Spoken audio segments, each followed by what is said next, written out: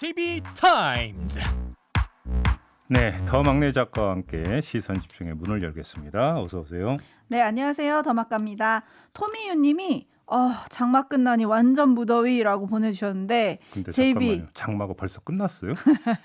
네, JB 밤새 잘 주무셨어요? 아, 어제는 진짜 덥더라고요. 열대야가 진짜 대단했는데 그죠? 처음으로 선풍기 틀고 잤습니다. 선풍기 틀고 주무셨다고요? 아이고 얼굴 부으실 텐데 그래요? 관리하셔야죠. 아, 예. 네, 우리 춘자님들도 건강 잘 챙기시고요. 예. 오늘도 삐딱선 정신에 입각해서 주요 뉴스 챙겨드리겠습니다. 에이스타임부터 가보죠. 네, 어제 이재명 지사와의 인터뷰 3부를 통으로 함께 했는데 꽤 여러 가지 이야기를 나눴습니다. 네. 그런데 언론의 가장 주목을 받은 거는 검증에 대한 이야기였습니다. 네. 자기 검증이 아니고 이재명 지사가 대선 후보 배우자 검증에 대해서 책임질 수 없는 것에 대해서 책임을 묻는 건 안 된다.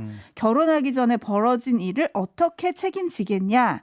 이런 말을 또 했잖아요. 네. 이를 두고 많은 언론이 이재명 지사가 윤석열 전 총장을 감쌌다. 이렇게 보도를 했거든요. 네. 정말 감싼 건지 인터뷰를 직접 한 당사자로서 JB는 어떻게 들으셨습니까? 어제도 비슷한 이야기를 했었기 때문에 네. 짧고 굵게 말씀을 드리겠는데요. 두 가지로 나눠서 봐야 될 것 같습니다. 그러니까 어떤 의혹이 불거졌을 때 윤석열 전 검찰총장과의 결혼 전이냐 후냐를 따지는 경우가 있습니다. 그것은 네. 주로 어떤 경우냐면 그 가족의 문제가 혹시라도 윤석열 그 검사의 지가 직접적이든 간접적이든 영향을 미쳤을 가능성이 있는 사안일 경우에는 네. 결혼 전과 후를 따지는 것은 너무나 당연한 거라고 생각하고요. 근데 또 그것과는 별도로 가족의 도덕성 그 자체를 따지는 문제는 또 다른 결이 있다고 생각합니다. 그렇죠. 이 두 번째의 경우라고 한다면 결혼 전이냐 후냐는 별로 중요한 문제가 아니겠죠.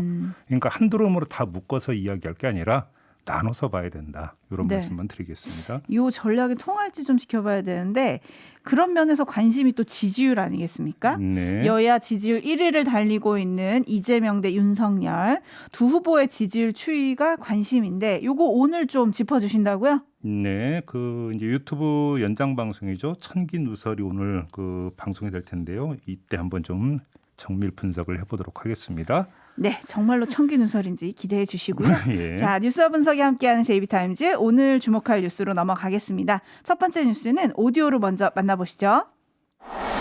윤석열 전 검찰총장은 대리인을 통해 중앙선관위 대선 예비후보 등록을 일찌감치 마쳤습니다. 윤 전 총장 측은 일단 국민의힘의 입당보다는 국민들 속으로 먼저 들어가 경청하겠다는 취지라고 말해 당장은 선거운동과 조직, 후원금 마련 등을 독자적으로 추진하겠다는 의지를 보였습니다. 그러면서 윤 전 총장은 언론 인터뷰를 통해 국민의힘 입당 전 최재형 전 감사원장과의 단일화 여부에 대해 정권교체 대의를 위해선 어떠한 결단이라도 반드시 할 것이라며 가능성을 열어두었습니다. 하지만 대전 현충원에서 부친의 사무제 등을 마친 뒤 기자들과 만난 최재형 전 원장은 윤 전 총장 측의 단일화 타진에는 일단 선을 그었습니다. 윤석열 전 총장의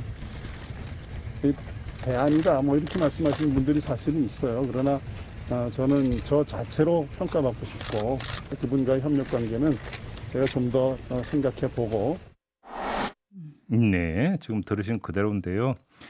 최재형 전 감사원장이 이제 본격적으로 대권 도전 의지를 밝히지 않았습니까? 네. 그러면서 이제 자신의 노선에 대해서 이야기를 했는데 많은 분들이 저를 윤석열 전 총장의 대안이라고 하는 분들이 있는데 저는 저 자체로 평가받고 싶다. 이렇게 이야기를 네. 했는데 바로 그 직전에 윤석열 전 총장은 한 인터뷰에서 최재형 전 감사원장과의 단일화 가능성을 밝힌 바가 있습니다. 네, 한 명은 누구의 대안이 아니라 나 자체로 평가받고 싶다 그러는데 누구는 단일화 가능성을 언급하고 있다. 어떤 차이가 있는 건가요? 굳이 이제 기계적으로 나눠서 설명 말씀을 드리자면 대등한 위치에서의 경쟁 관계냐 아니면 수직적 위치에서의 보완 관계냐 이런 차이 아니겠습니까? 네. 자, 이 차이가 평가와 부각의 포인트를 갈라버릴 텐데요. 만약에 전자, 그러니까 대등한 위치에서의 경쟁 관계라고 한다면 상대적으로 다른 점이 강조가 되겠죠. 네. 반면에 후자라고 한다면 같은 점이 아마 강조가 될 것입니다. 아하. 왜 그러냐면 문재인 정부에서 어떤 직책을 맡았는데 어떤 데에서 이제 문제가 발생해서 뛰쳐나왔고 그래서 대권 도전에 들어간다. 네. 그래서 두 사람은 같은 결이다. 뭐 이런 식으로 아마 이제 그 묘사가 되지 않겠습니까? 네. 그러니까 이렇게 이제 정리해놓고 최재형 전 감사원장의 어제 발언을 다시 한번 곱씹어 보면 나는 전자 이렇게 선언한 셈이잖아요. 그렇죠. 자, 그럼 구체적으로 본인이 뭘 부각을 시키겠습니까? 네. 윤석열과의 다른 점을 부각을 시킬 거 아니겠습니까? 그렇겠죠. 그렇게 보면 당장 떠오르는 게 뭘까요? 제가 볼 때는 가족의 문제일 겁니다. 아, 이 가족의 문제에 있어서의 상대적 도덕성을 최재형 전 감사원장은 강조할 가능성이 있다고 봐야 되는데 네. 다른 날도 아니고 선친의 사무제에서 정치 선언을 한 것만 보더라도 음흠. 윤석열 전 총장과는 다른 가족 배경을 강조를 했고 부각을 시켰다. 이렇게도 해석할 수 있는 거 아니겠습니까? 아, 네. 그렇게 볼 수도 있겠네요. 네. 일단 아버지는 6.25 전쟁 최초의 해전을 승리로 이끈 우리 해군의 산 증인이고 네, 본인은 또 두 아들을 입양한 스토리까지 가지고 있지 않습니까? 그렇습니다. 그러니까 최 전 원장의 가족사는 검증보다는 호감을 불러올 거다? 만약에 윤석열 전 총장에 대한 검증 공세가 갈수록 가팔라지고 네. 그 검증 대상이 주로 가족에 맞춰지게 된다면 상대적으로 최재형 전 감사원장은 거기서 윤석열 전 총장과 다른 점을 강조를 하게 되겠죠. 그렇겠죠. 그것이 그러니까 윤석열 전 총장의 어떤 지질이 빠지는 걸로 나타난다면 이게 이제 최재형 전 감사원장으로 그러면 빠진 게 가느냐 마느냐 네. 이게 이제 포인트가 될 것 같은데 이제는 좀 이제 몸을 풀고 있는 단계라 뭐라고 말씀을 드리기는 힘들지만 네. 아마도 이제 그런 쪽으로 그러니까 발걸음을 놓을 가능성이 있다라는 것이죠. 알겠습니다. 네. 그리고 또 어제 최재형 전 원장이 정치라는 것은 뜻을 같이 하는 이들끼리 힘을 모아 공동의 목표를 이뤄가는 과정이다. 이런 원칙하에서 입당을 결정하겠다라고 했고요. 네. 김영우 전 의원을 소통 창구로 지정을 했습니다. 네. 빨리 입당하겠다는 차별화 전략 아닐까요? 그 최재형 전 감사원장이 일단 후발주자이고 네. 거기다 어떤 그 정치적인 그 면에서 놓고 본다면 세력화가 지금 되어 있지 않은 상태이기 때문에 아무래도 독자 노선에는 한계가 있는 게 아니냐 네. 이런 이야기는 좀 많이 나온 바가 있지 않습니까? 그렇죠. 그렇기 때문에 국민의힘으로 조기 입당을 해서 당연히 뒷배를 안고 그러니까 그 정치 행보를 그을 가능성이 있다는 게 일반적인 분석인 것 같아요. 알겠습니다. 뭐 누가 어떻게 될지는 조금 더 지켜봐야 되겠습니다. 그죠? 네. 그리고 정치권에서 뜨거웠던 뉴스가 밤사이에 가장 논란이 된 게 송영길 이준석 대표의 전국민 재난지원금 깜짝 합의였는데 네. 이것도 궁금해하시는 분들이 많더라고요. 양당 내부 갈등이 좀 촉발이 됐잖아요. 네. 이 문제는 잠시 후 2부 김재원 최고위원과의 인터뷰에서 짚어보겠습니다. 네. 그리고 제이비타임즈 다음 주목할 뉴스는 어떤 건가요? 김건희 씨를 취재했던 뉴스버스의 발행인 이진동 기자, 네. 이진동 기자가 어제 TBS에 출연해서 밝힌 내용이 있는데요. 이 장모 최모 씨와 정대택 씨가 서울 송파구 스포츠센터 투자 이익금을 놓고 분쟁을 빚을 때 증언을 했던 사람이 백모 법무사인데 이 백 씨가 1심에서는 최 씨 말이 맞다고 증언을 했지만 2005년 항소심에서는 최 씨로부터 대가를 받고 위증을 했다고 말을 바꿨다. 네. 사실 여기까지 많이 나왔던 얘기예요. 그렇죠. 하지만 이제 재판부는 그럼에도 불구하고 최 씨 손을 들어줬던 거 아니겠습니까? 네. 그런데 이제 이진동 기자가 어제 밝힌 게 이 백 씨가 증언을 번복한 직후에 김건희 씨가 1억 원을 들고 백 씨를 찾아갔지만 백 씨가 돈을 받지 않았다. 이런 내용을 어제 공개를 했어요. 네. 이 김건희 씨는 모친과 백 씨를 화해시키기 위한 목적으로 1억을 들고 간 것이다 이렇게 말을 하면서 설령 위증교사가 된다고 하더라도 공소시효가 지난 사건 아니냐. 그런데 왜 들추려고 하느냐. 이렇게 뉴스버스 기자에게 말을 했다라는 사실도 함께 공개를 했는데요. 네. 자, 이게 이제 그 공개된 후에 윤석열 전 검찰총장 측은 뉴스버스가 사적 통화를 갖고 기사를 쓴 것이라며 별도의 입장을 낼 계획은 없다. 또 이렇게 밝혔습니다. 네, 이거 뭐 많은 분들이 알고 계신 것도 있고 또 새로운 소식도 전해진 건데요. 네. 이거 어떻게 봐야 될까요? 일단 우선 이상한 게 화해와 돈이 조화를 이루느냐라는 겁니다. 화해와 돈. 네, 화해를 시키기 위해서 1억을 들고 갔다라는 거잖아요. 네. 그러니까 돈을 매개로 화해한다는 건 좀 낯선 풍경이고 오히려 합의. 아하. 합의라고 한다면 이해를 하겠다는 그렇죠. 겁니다. 합의금. 네. 그죠? 근데 합의를 할 이유가 사법적 측면에서는 그 시점에서는 별로 없었다라는 게 문제입니다. 네. 왜냐하면 그 시점이 백 씨가 증언을 번복한 직후라는 것 아니겠습니까? 그렇죠. 그러니까 이미 증언은 법정에서 해버렸기 때문에 돈 받고 이거 아닌데요라고 다시 번복할 수도 없는 거고 그렇지 않습니까? 그렇죠. 그러니까 사법적 측면에서 합의의 이유도 없었고 효과도 없는 시점에 돈을 들고 갔다. 이런 거거든요. 네. 이런 점에서 좀 일단 이해가 되기 힘든 부분이 하나가 있는 건데 다만 남는 문제는 사법적 측면에서의 합의가 아니라 입단속 차원이었다. 만약에 이렇게 해석을 한다면 어떻게 될까라고 하는 문제는 남겠죠. 하지만 일단 또 돈을 받지 않았다라는 거잖아요. 네. 자, 이런 점에서 이제 관련 진실이 밝혀질 수 있을까 이제 이게 궁금한데 그 또 다른 증언을 해줘야 되는 당사자가 지금 없기 때문에 그잖아요. 네. 그러니까 과연 진실에 도달할 수 있을지는 좀 미지수라고 봐야 될 것 같습니다. 그러게요. 네. 근데 대검이 최근에 그 서울중앙지검에 이 장모 최 씨의 모해 위증 의혹 사건을 다시 수사하라 이렇게 지휘를 했잖아요. 네. 그러면 이전과 다른 진실이 좀 드러날 수도 있는 거 아닙니까? 그러니까 그 모해 위증 교사가 되려면 그 위증을 회유받거나 네. 뭐 했던 당사자가 존재를 해야 되는데 당사자가 없다라는 것이죠. 네. 그렇기 때문에 과연 이게 수사로 간다 하더라도 어디까지 갈 수 있을지는 솔직히 좀 잘 모르겠어요. 미지수라고 보는 게 좀 맞을 것 같습니다. 네, 알겠습니다. 네. 지금 정철우 님이 이것도 파파미인가요? 파도 미스테리? 해주셨는데 근데 윤 전 총장 측 관계자가 앞서 JB가 말한 대로 사적 통화를 갖고 쓴 기사다.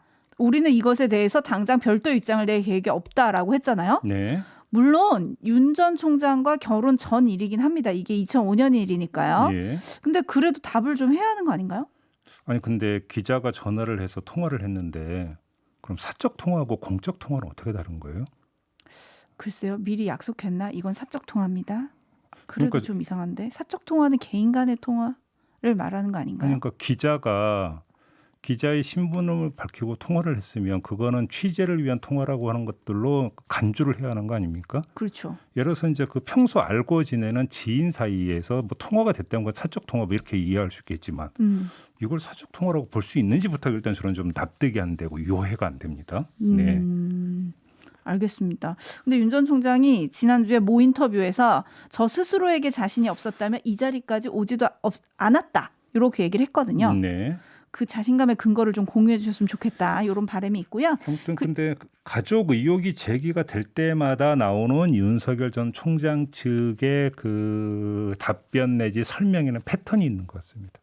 이건 좀 나중에 한번 종합 정리를 좀 해보도록 하겠습니다. 알겠습니다. 네. 청기누설에서 함께 하실 것 같고요.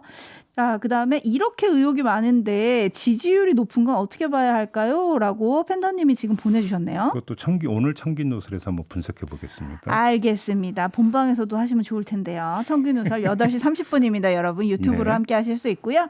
자, 뉴스와 분석이 함께하는 제이비타임즈 다음 주목할 뉴스로 넘어갈게요. 어떤 뉴스인가요? 간밤에 이제 그 들어온 소식인데요. 내년 최저임금이 9,160원으로 결정이 됐다고 합니다. 올해가 8,720원이었으니까 440원, 비율로는 5%가 오른 금액입니다. 네. 이 민주노총 쪽 위원 4명이 퇴장한 가운데 공익위원안이 표결에 붙여져서 찬성 13, 반대 10표로 가결이 됐다고 하는데요. 9,160원을 월급으로 계산하면 191만 4,440원이 된다고 합니다. 자, 이제 문재인 정부 5년간 최저임금 인상률 평균을 내보니까 7.3%였다고 합니다. 네. 그런데 박근혜 정부 평균 최저임금 인상률이 7.4%였어요. 네. 지금, 오히려 이건보다 0.1%포인트가 떨어진다. 그러네요. 데이지님이 이 정권에서 10,000원을 결국 못 넘기네요라고 의견을 주셨는데 그렇습니다. 최저임금 10,000원이 사실 문 대통령 공약이었잖아요. 그렇죠. 이게 무의로 끝나버린 건데요. 네. 결과적으로 임기 2년 동안은 27.3% 올랐거든요. 근데 2020년에 2.9, 2021년에 1.5% 인상에 그쳤습니다. 그러니까 소득주도 성장론의 핵심 축이 결국은 무너진 셈이라 이렇게 봐야 될 것 같은데요.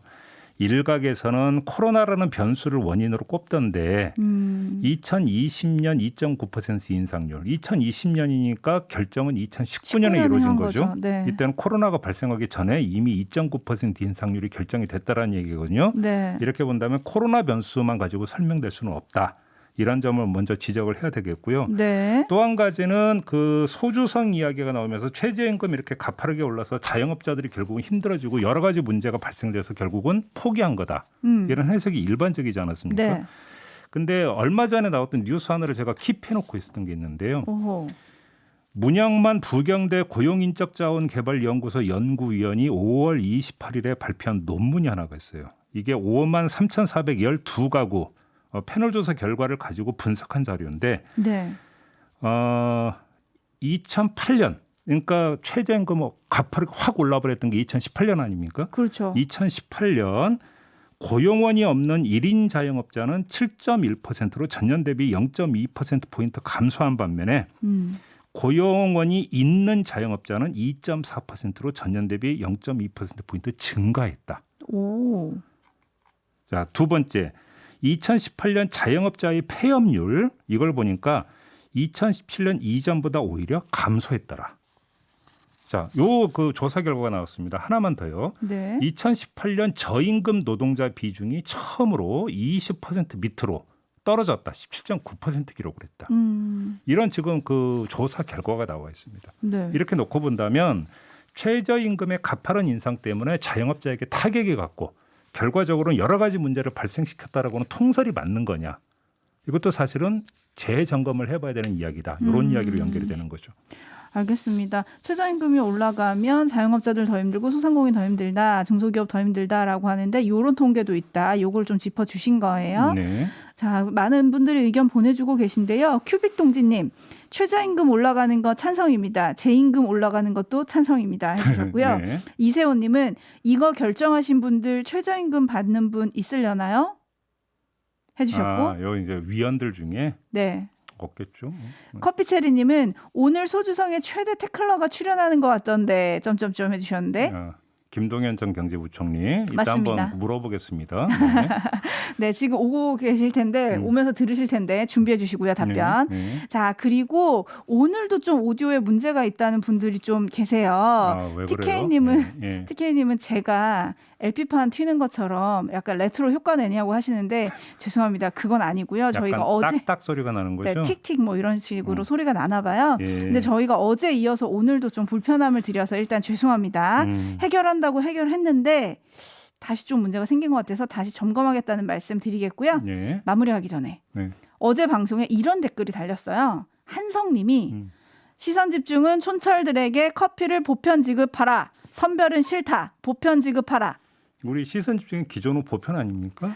보편인데 죄송합니다. 랜덤으로 방송하는 커피 쿠폰 참여 이벤트는 선별입니다. 네, 뭐 제 돈 들어가는 거 아니니까 그냥 보편으로 가면 안 될까요?